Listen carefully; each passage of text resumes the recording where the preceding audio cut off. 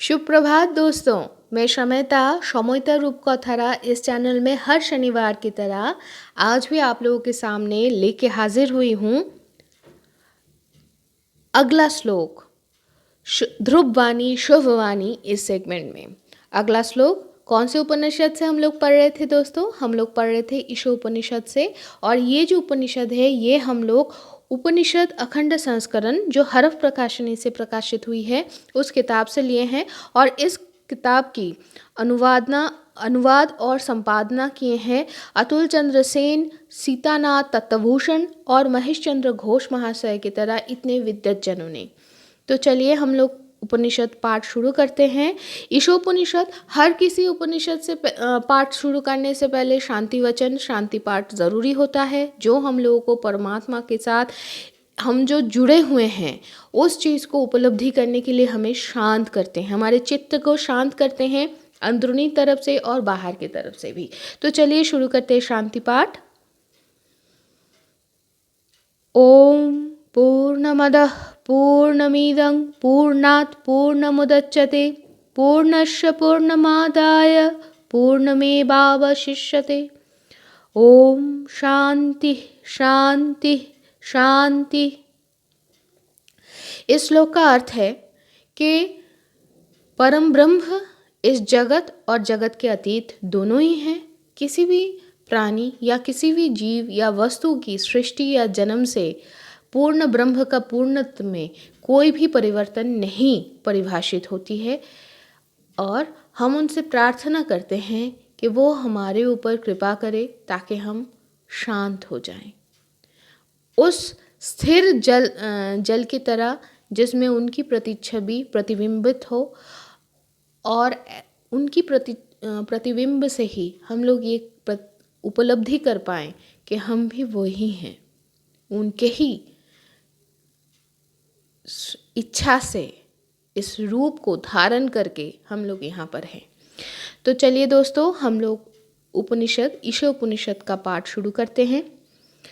ईशा भाष्यमीदं सर्वं यत्किंच जगत्यां जगत् तेन तक्तेन भुञ्जिता माग्रधः कश्चिद् धनम् कुर्वन्नेवेह कर्माणि जिजीविषेत सतं समाः एवं तैनन्नथेतो अस्ति न कर्म लिप्यते नरे। असुर्जा नाम ते लोका अंधेन तमसावृताः तांस्ते प्रत्याभिगच्छन्ति जे के चात्तो हनो जनाः। अनेजदेकं मनसो जबीयो नैनद्देवा अप्नुवन् पूर्वमर्षत् तद्धावतो अन्यान् तेति तिष्ठत् तस्मिन्नपो मातरिष्या दधाति। तदेजति तन्नैजति तद्दूरे तदन्तिके तदन्तरस्य सर्वस्य तदु सर्वस्याश्च बाध्यत।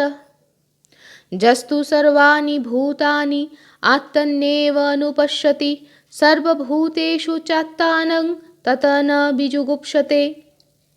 ये जो 6 श्लोक हम लोग पिछले दिनों पढ़ के आए हैं, ये जो हम यात्रा को अतिक्रम करके आए हैं, ये 6 श्लोकों में पहले जो 3 श्लोक हैं ये हम लोगों को ये सिखाया कि ये जो पूरे जो जगत है इसमें जितने सारे वस्तुएं हैं वो सारे के सारे परम ब्रह्म के अनुकंपा से आच्छादित है, या उनका ही वो वास स्थान है, वासगृह है।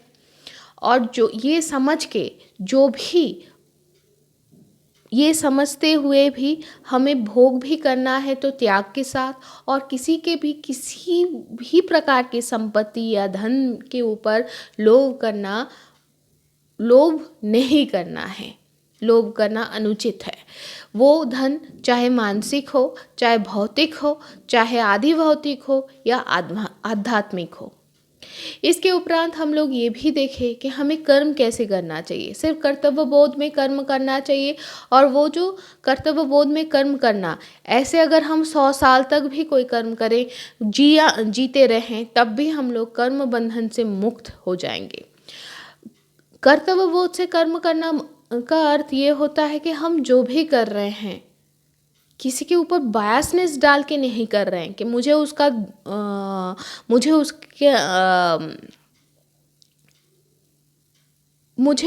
नुकसान पहुंचाना है, या मुझे उसके गुड बुक में आना है, नहीं, ऐसा कुछ नहीं है। जो सही आपको लग रहा है, आप सही सोच रहे हो, उस हिसाब से वो कर्म कीजिए और उसका जो भी फल आए इसी जन्म में भोग के जाइए।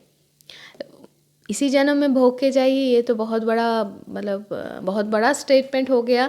वो तो परम ब्रह्म के इच्छा से ही हम लोग उपलब्धि कर पाएंगे कि हम लोगों के पास हमारे सामने कौन से रास्ता, कौन सा यात्रा पथ कौन सा कैसे खुलता है। तो आइए आगे बढ़ते हैं। तृतीय श्लोक में ये कहा गया है कि परम ब्रह्म जो हैं, उनका जो स्वरूप है, उनका जो सर्वव्यापी जो स्वरूप है, इसको जो लोग संपूर्ण रूप से रिकॉग्नाइज या आत्ममंथन से जो लोग आत्मोपलब्धि नहीं कर पाते, उपलब्धि नहीं कर पाते हैं, उनकी गति इस जीवन के बाद एक निम्नतर लोक में होता है। निम्नतर लोक यानी कि एक निम्नतर सत्य में, एक निम्न स्थिति, मानसिक स्थिति में जाता है। इसका अर्थ है कि भगवान के पास परम ब्रह्म से मिलने की जो हमारी ये यात्रा है, ये और थोड़ी सी खिंच जाती है, थोड़ी सी बढ़ जाती है। लेकिन इसका अर्थ ये नहीं कि हमारे पास सारे जो आशाएं हैं ये बंद हो जाती हैं। आशा नहीं छोड़ना है दोस्तों, हमें आगे बढ़ते हुए जाना है ताकि हम लोग परम ब्रह्म के साथ मिलित हो पाएं। तो इसके बाद चौथे श्लोक से हम लोगों को समझाया जा रहा है कि परम ब्रह्म क्या है, उनके स्वरूप को वर्णन करने की चेष्टा हुई है। क्योंकि बोला जाता है जो सम्यक रूप से उनको जानते हैं वो इसके बाद कुछ कह नहीं पाते। जो जाना वो कहा नहीं, और जो कहा वो जाना नहीं। तो आइए दोस्तों आगे बढ़ते हैं। तो चौथे जो श्लोक है, चौथे श्लोक में ये बोला गया है ब्रह्म एक है और वो गतिहीन है, लेकिन तब भी वो मन से द्रुतगामी है। वो देवता या इंद्रिय इनसे वो प्राप्त नहीं होते, क्योंकि ये इन लोगों से भी पहले गमन करते हैं, इन लोगों से भी द्रुतगामी हैं।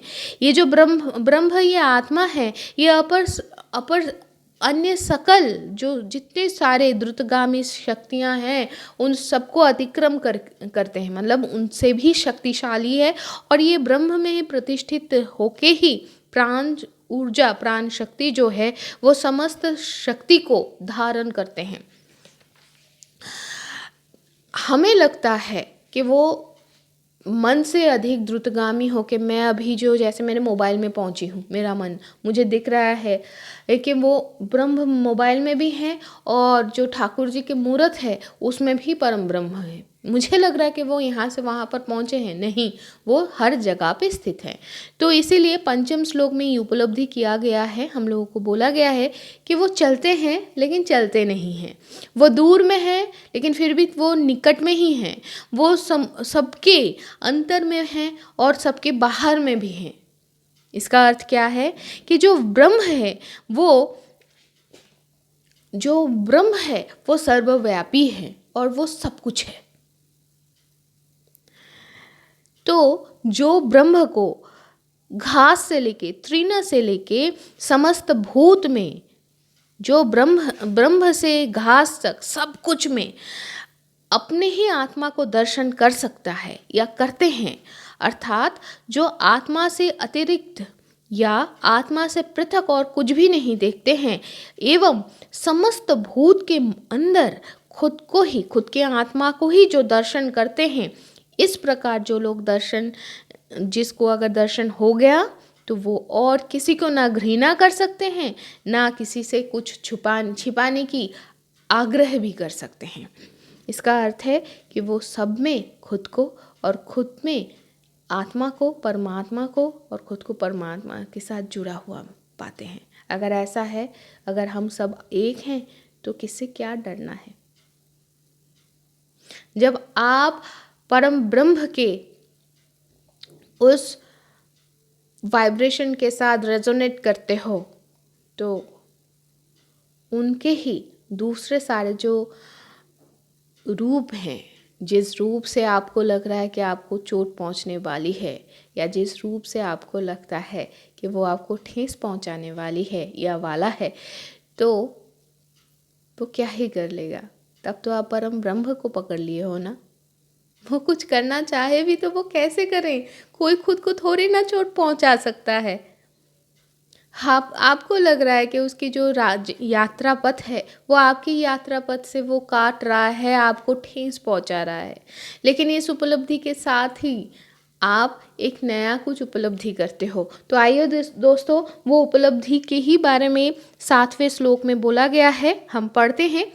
जस्मिन् सर्वाणि भूतानि आत्तैवाभूत् बीजानतः तत्र को मोह कः शोक एकत्वमनुपश्यत। इस श्लोक का अर्थ क्या है? जो इस प्रकार जाना है कि उनके आत्मा इन समस्त, उनकी आत्मा ही ये समस्त हुआ है, मतलब एक आत्मा हर एक को हर एक रूप लिया है, वो ही सर्वत्र एक ही, जो सर्वत्र एक ही आत्मा को दर्शन करता है, वो ज्ञानी पुरुष। यहाँ पर पुरुष अर्थ में ऐसा नहीं है कि कोई लड़का है, पुरुष अर्थ में ये कहा जा रहा है एक एंटिटी। तो वो ज्ञानी जो इंसान है, शोक या मोह से उसमें शोक या मोह ऐसा कोई आवेग आता ही नहीं है, अर्थात उनके अंदर शोक या मोह होता ही नहीं है। क्यों?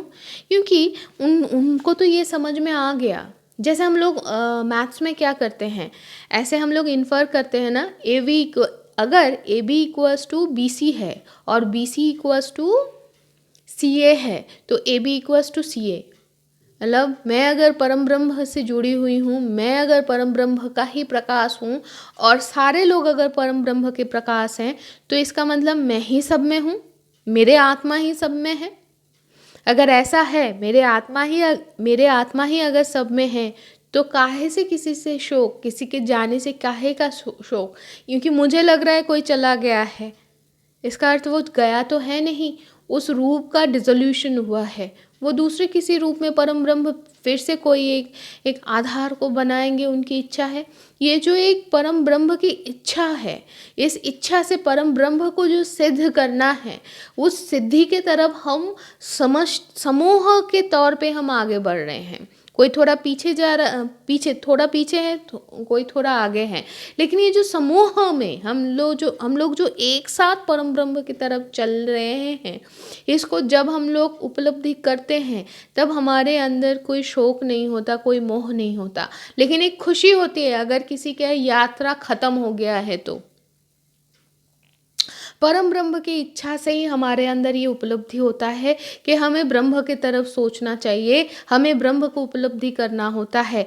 जब उनकी इच्छा होती है तभी किसी के अंदर ये इच्छा आती है कि हमें उनके साथ उनके साथ को पाना है। उनके साथ को पाना मतलब वो जो हमारे साथ है उसको उपलब्धि करना है, वो जो हम हैं या हम वो हैं, इस उपलब्धि को जानना है। एक मतलब जो लोग वैष्णव हैं, वो लोग मतलब एक बांग्ला में एक टर्म है, एक पंक्ति है कि जहाँ पर कहा जा रहा है कि श्री राधिका श्री कृष्ण के लिए ये बोल रहे हैं कि आपके हर अंग के लिए हमारा हर अंग रो रहा है। इसको बहुत लोग अलग तरीके से व्याख्या किया है, लेकिन इसको ऐसे व्याख्या जो लोग भाववाद या भक्ति बाद में चलते हैं, वो लोग कहते हैं राधा धारा का उल्टा है, जो आपको आपके उत्स में लेके जाए। वो साधना जो की थी वो राधा है, ये साधना का नाम है राधा। और इसीलिए शायद कहा जाता है कि श्री कृष्ण को अगर किसी को पाना है तो वो राधा रानी का नाम लो, तो वो बहुत ही जल्दी उनके ऊपर वो खुश हो जाते हैं। सॉरी मेरे ग्रामर के लिए हिंदी में। तो यहाँ पर तो हम जब उल्टा चलना शुरू करते, हमारे जो धारा है, हमारे जो मन की धारा है, जो समस्त में विखरते हैं और हर एक को अलग अलग सोचते हैं, जब हमारे उस स्रोत को, हमारे उस गति को जब हम धारा को राधा में तब्दील कर देते हैं, तो हम सब में से अपने ध्यान को अपने अंदर लेते हुए लेना शुरू करते हैं और एक समय में हमें ये प्रतिभाषित होती है कि हम जो पेड़ पौधे ये सब कुछ देख रहे हैं वो सब कुछ अलग नहीं है, सब कुछ हम हैं, सब कुछ आत्मा है। एक आत्मा, एक ही आत्मा, वो परमात्मा बोले, ब्रह्म बोले या मेरा सिर्फ आत्मा बोलूं, वो सब कुछ एक है। ये उपलब्धि उनकी कृपा को छोड़ के नहीं होता है। वो चाहे किसी के लिए आदिनाथ हो, चाहे किसी के लिए योगीराज हो, चाहे किसी के लिए वो माता रानी हो, कुछ भी हो, लेकिन जिस रूप में भी आप परम ब्रह्म को परिभाषित कर रहे हो वो उनका ही एक भाव है और उस भाव से ही वो आपको अपने तरफ खींचेंगे। वो खींच रहे हैं क्योंकि गमन तो हमारा एकमात्र उत्पत्ति भी वो है और हमारा अंत भी वो है। तो दोस्तों आज इतना दूर ही मैं बहुत कुछ बोल दिया चलते हुए, हाँ, लेकिन सही में अच्छा लगा मुझे आज इस 7वें श्लोक को पढ़ते हुए कि जब हम लोग ये उपलब्धि करते हैं कि सब कुछ हम हैं या सब कुछ हमारे ही आत्मा है, जब हमें ये दर्शन होता है, लेकिन हाँ ये दर्शन सिर्फ उनकी कृपा से होता है, लेकिन हाँ उनकी कृपा से क्षण मात्र में सब कुछ हो जाता है। तो दोस्तों इस शुभ चिंता के साथ मैं आशा करूँगी कि ये जो एक छोटी सी प्रयास है जिसको आप लोग अपने दिनचर्या में शामिल किए हैं उसके लिए धन्यवाद। और मैं भगवान के प्रति कृतज्ञ हूँ कि उन्होंने मेरे अंदर ये इच्छा प्रकट किया कि ताकि मैं आप लोगों के जीवन में ये थोड़ा सा ध्रुव वाणी शुभ वाणी लेके आ पाऊँ। तो आज के लिए इतना ही, फिर मिलते हैं कल नन्हे इंसानों के सभा में, जहाँ पर हम सुनेंगे छोटे बच्चों के लिए नहीं, हरे भरे मन के लिए फुदक रहे हैं जो लोग अभी भी बच्चों की तरह, जो लोग अभी भी दिल से बच्चे हैं, उनके लिए हम लोग फिर कल मिलेंगे रूपकथाओं के जगत में, दुनिया में। तो कल देखते हैं हम कौन से देश में चलते हैं, लेकिन तब तक के लिए मुझे क्षमता को आप लोग इजाज़त दीजिए।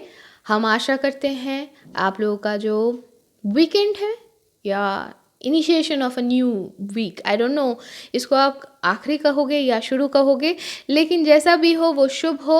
और सारे लोग, मुझे एक शब्द बहुत अच्छा लगता है, मैं ये पहली बार सुनी थी जब एक मेंढक फुदकता है ये बोला गया था। तो मुझे अचानक से लगा सारे लोगों को फुदकना चाहिए दिल के अंदर खुशी लेके। तो चलिए दोस्तों, सारे लोग फुदकते रहिए खुशी से, पॉजिटिविटी के साथ, और आशा करूँगी परम ब्रह्म का कृपा सबके ऊपर हो, सबका यात्रा शुभमय हो और आगे बढ़ जाए। तो तब तक के लिए मुझे क्षमता को इजाज़त दीजिए। शुभ मस्तु।